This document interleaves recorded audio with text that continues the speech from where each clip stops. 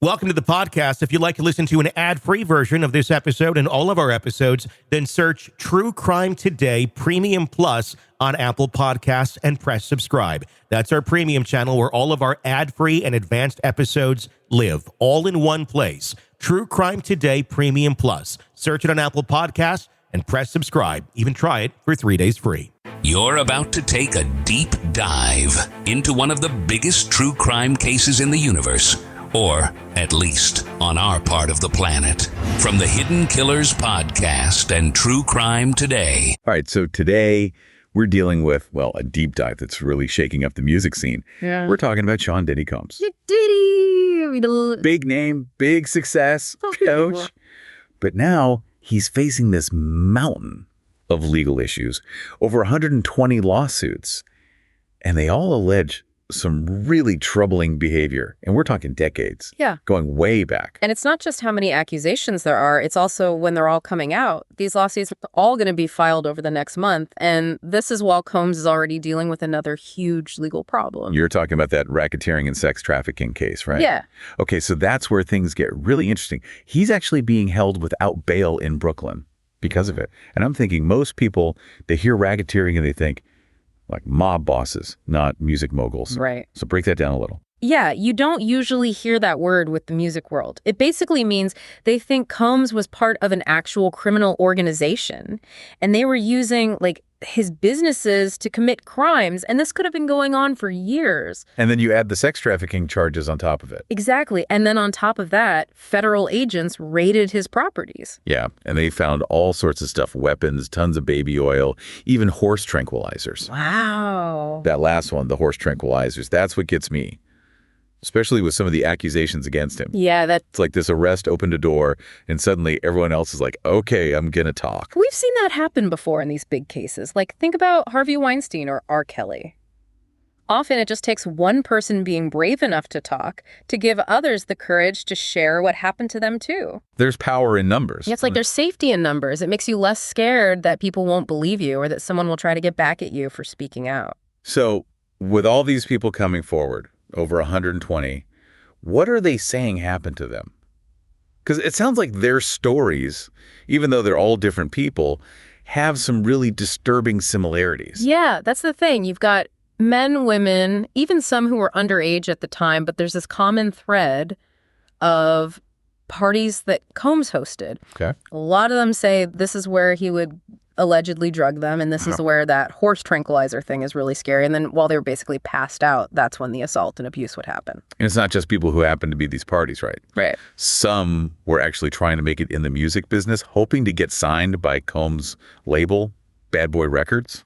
Right? You can't get around that power imbalance. Absolutely. That's a huge part of this, that power dynamic in the music industry, especially for young people trying to break in. You've got these ambitious, often really young people who just want a shot at their dream.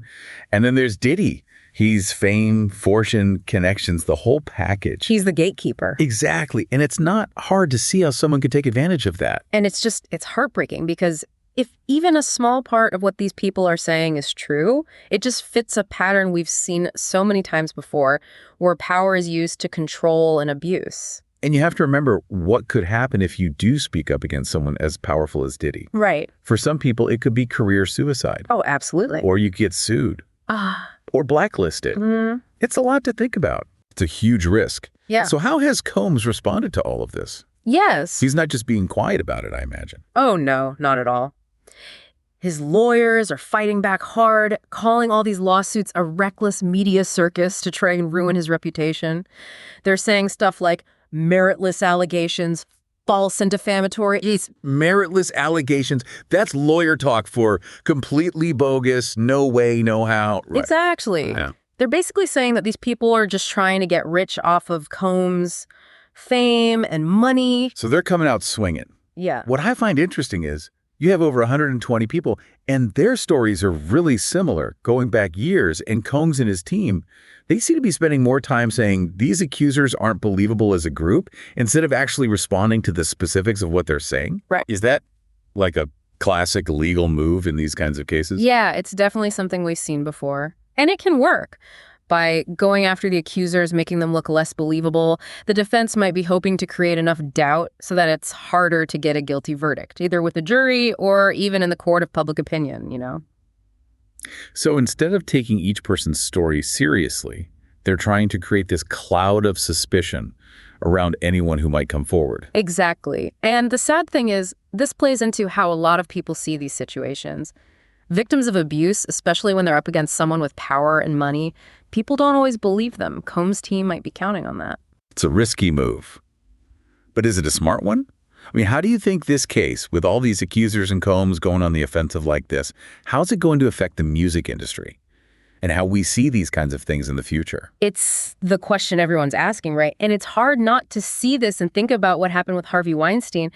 Years of rumors and accusations, and then finally it all comes out and it starts this huge conversation about power, abuse, and who's accountable, but in Hollywood, not the music business. So could this be the music industry's Weinstein moment? It could be. We're already seeing more artists, especially women, speaking up about what they've dealt with, you know, harassment, abuse, all of it. And it seems like this case, no matter what the courts decide, it's making people talk about these issues, how power works in the industry. I think that's a good thing. And we have to be clear here. These are still just accusations. Yeah, absolutely. Combs is innocent until proven guilty. Yeah. He's got every right to fight this. But still, you look at how many people are accusing him, and then that federal case on top of it, It's a lot. it really is. I mean, Yeah. over 120 lawsuits, that's almost unheard of, even for someone famous. It's huge. And it brings up something else. Legally, for any one of these lawsuits to get a guilty verdict, the burden of proof is on the accusers and their lawyers. Right. They have to convince the jury. They do. But with so many people saying the same kinds of things, that consistency, it could be used to show a pattern of behavior. So even though each case has to be judged separately, just the fact that there are so many accusations could matter. Exactly. And that's where it gets interesting, legally speaking. Could this case with this many accusers actually change how the courts deal with similar cases in the future?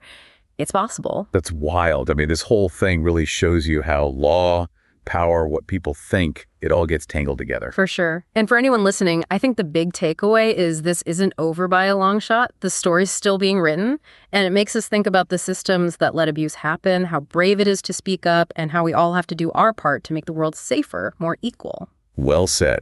And as this story unfolds, as we learn more, we'll be here to break it all down for you. So until next time, stay curious and keep on diving deep. In a world where the darkest secrets lie just beneath the surface, They said it was an accident, but the evidence says otherwise. where hidden killers roam unnoticed in the shadows. I think you would definitely be looking at a blend of toxic, very bad narcissistic personality traits, and they will be vengeful and possibly resort to violence. Join Tony Bruschi as he uncovers the truth behind the most chilling cases. They said it was an accident, but the evidence clearly says otherwise. Each episode, we dig deep into the minds of those who commit the unthinkable. To your point on narcissism, he thinks in his own mind how witty he is. Yeah. But he lost that jury. I was done with him in 2 minutes. From unsolved mysteries to infamous crimes. Geez, you've just talked about how you've taught yourself how to do everything under the sun.